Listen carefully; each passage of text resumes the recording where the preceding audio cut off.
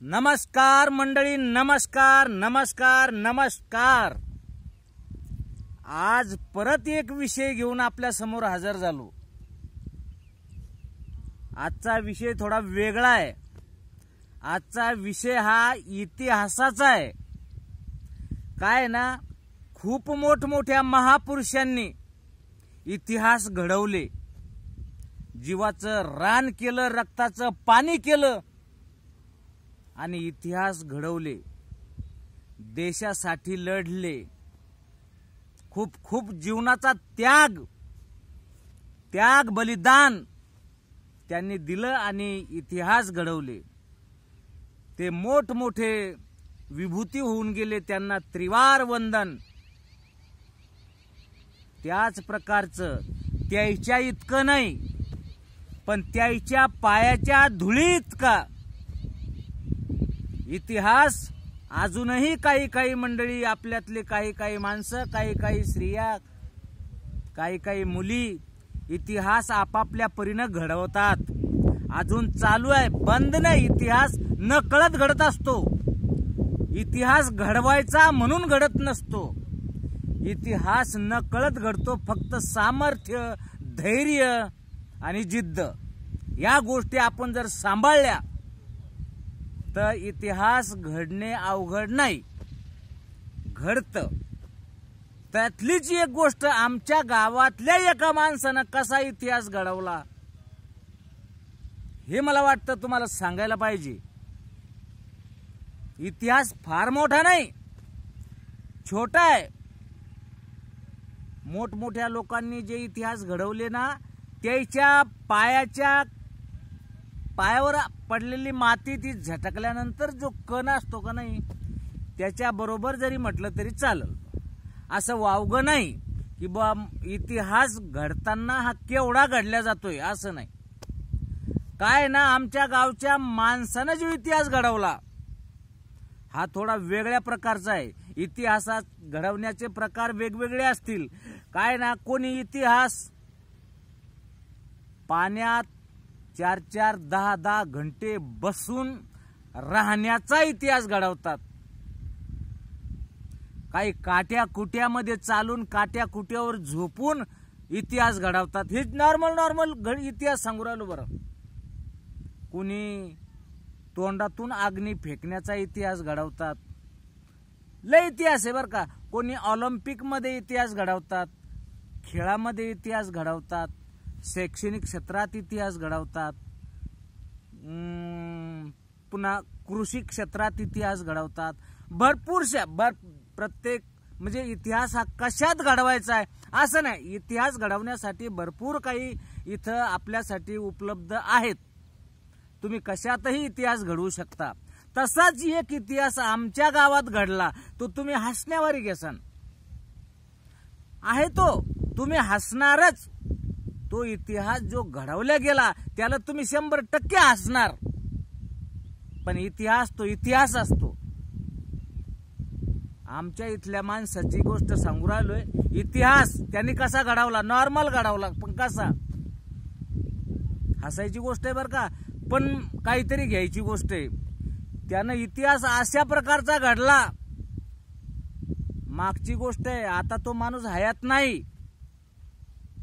मागची गोष्ट आहे, म्हातारा होऊन तो वारला, मेला, देवा घरी गेला, आता तो नाहीये। पण त्यानं घडवलेला इतिहास तो कोणी घडवू शकणार नाही, आणि इथून पुढे तर नाहीच नाही।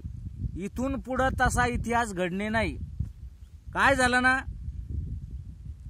काय झालं, त्या एका बाबाला, दोघा पती पत्नीला 12 मुलं, 12 है। हमें सब किसी में है हिम्मत नाही। त्या म्हातारीला, आमच्या इथल्या त्या जोडप्याला 12 पोरं आणि 6 पोरी, कळलं? 18 अपत्य। 18 अपत्य घडवणं म्हणजे मला तरी वाटतं बा हा एक छोटा इतिहासच आहे आपल्या खेड्यातला। लेकर बाळ तुम्ही म्हणसान मला काही इतिहास आहे बा, अहो इतिहास काऊन होऊ शकत नाहीये? इतकं जर त्या माणसाला 18 लेकरं, आजकाल तर जगामध्ये एक नाही तर दोन, एक नाही तर दोन, याच्यापेक्षा कोणत्याच माऊलीत बी हिंमत नाही आणि कोणत्याच दादा बाबात बी हिंमत नाही. बस म्हणतो आता आपल्याला, बस एक झालं पुरे झालं, दोन झाले मोठ्या मुश्किलनं तरी बी चांगलं झालं, याच्या पुढं नाही, याच्या पुढं लगे बंद. पण त्या काळामध्ये त्या जोडप्याला 18 अपत्य झाली. बरं 18 अपत्य झाली, 18 अपत्याचे बी संगोपन चांगल्या प्रकारे, 18 अपत्याचं संगोपन चांगल्या प्रकारे, सगळ्याचे लग्न व्यवस्थित रित्या, 18 अपत्याचे त्या लेकराचे लग्न व्यवस्थित, पहिल्या 12 मुलाचे लग्न टकाटक, प्रत्येकाला 2-2 एकर जमीन, 2-2 एकर जमीन, सगळ्याचे लग्न व्यवस्थितरित्या, सगळ्याला स्लॅबचे घर, सगळ्याला गोऱ्या गोमट्या सुंदर बायका, आणि त्यांना झालेले, प्रत्येकाला झालेले 2-2 अपत्य. आहे का नाही इतिहास? परत पुन्हा मुली, ज्या 6 मुली होत्या, 6 मुली सुद्धा चांगलं शिक्षण देऊन चांगल्या चांगल्या घरात दिल्या.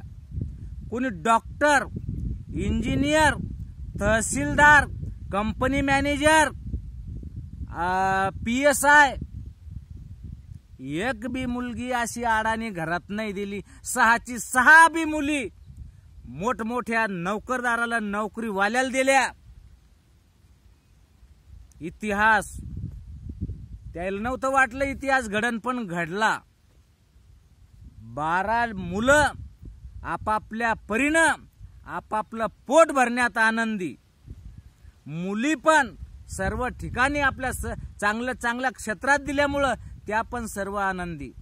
मोठा जनसमुदाय घरामध्ये, मोठं कुटुंब आनंदी, आनंद सगळा. त्या जोडप्यानं घडवला का नाही इतिहास? आमच्या गावची गोष्ट आहे. आता ते जोडपं हयात नाही.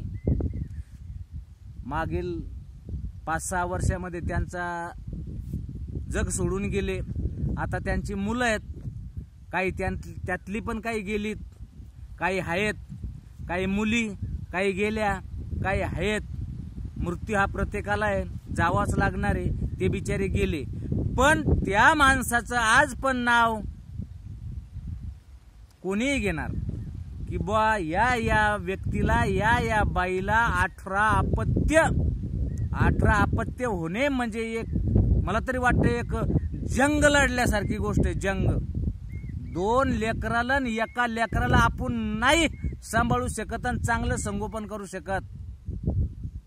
आबाळ होतीच, पण त्याईनं 18 सांभाळले, 18 शिकवले.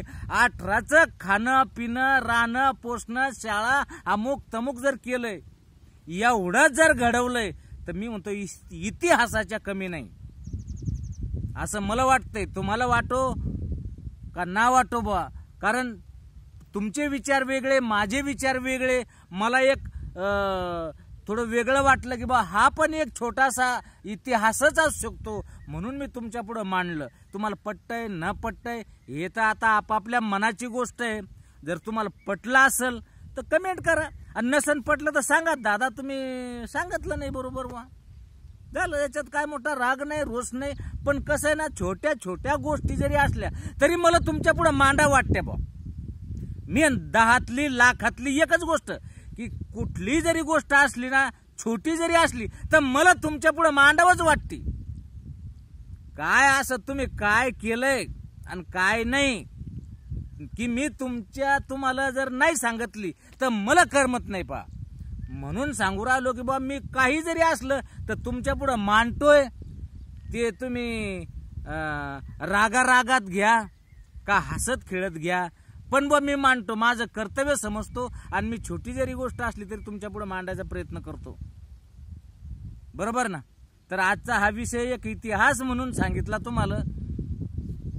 आवडला तर सांगा, नाही आवडला तरी सांगा. धन्यवाद.